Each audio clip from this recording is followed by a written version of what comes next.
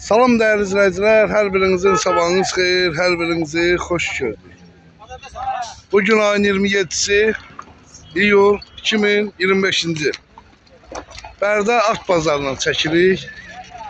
Gördüğünüz kimi kardeşlerim bak belə. Darı var. Qaqamın əsası nədir? 5'ində. Belə yorğası nədir bunun? Temiz 50. Qiyməti nədir? 2500 manat. Hardan getmişsən bunu? Bərdə rayon Cəyli kəndi. Qaqamın əsasındadır. Bunun boyu ne kadardı? Temiz, normal malsız. Evet. Nalsız. Qiyməti nədir? Çarmığı keçirib belə. Ha? 2 milə. Eyni yerdə olsunuz.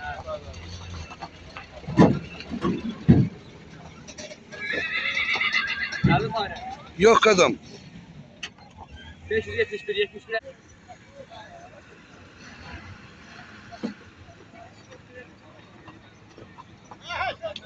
Bunun qiyməti 2 min. Bu ne səsində oldu? Neçə? 71.06. Ne güzel. Cüce kaçta yeşerek. Kobiler kalsın yeşerecek pazarda. Vurma. Ve şasteri alınca. Ha?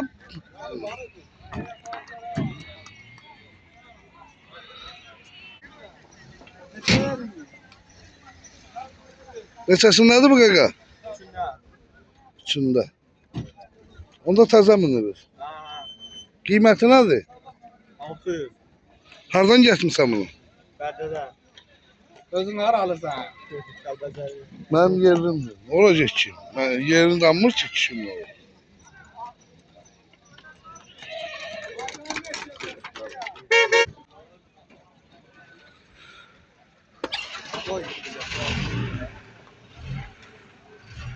Mal 932 sözün değil.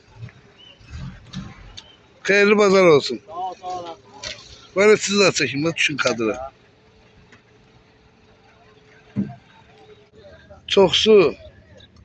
Satılı be.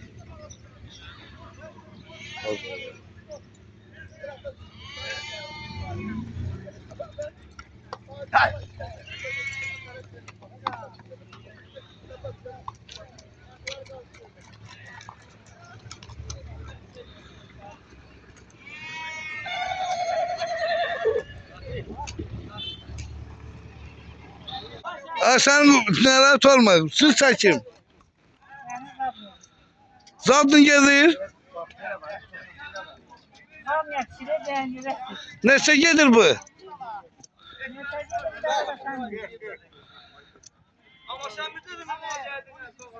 40 gelir. Şuradan öyle böyle bir su çekim. Ama aşağının üstte gelecek sür. Onun üstüne biraz güzel şeyler geçeyim. Yani şey ki. Ne olur? Bunu ne çekti?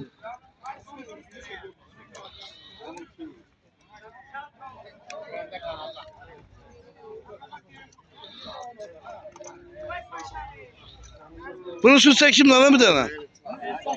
Abi sür böyle çekim. Ha?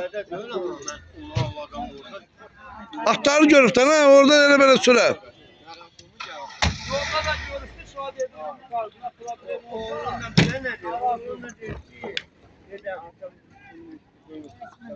Maşın ya.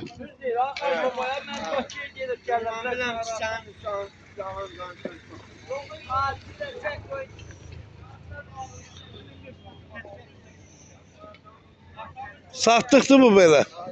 Nesasının adı bu.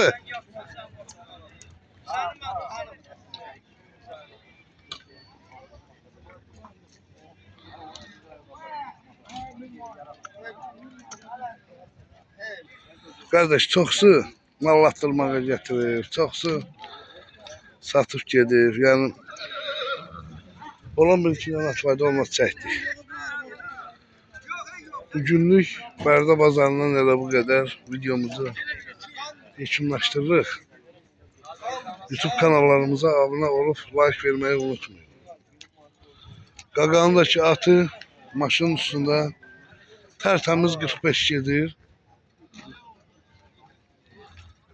Belə.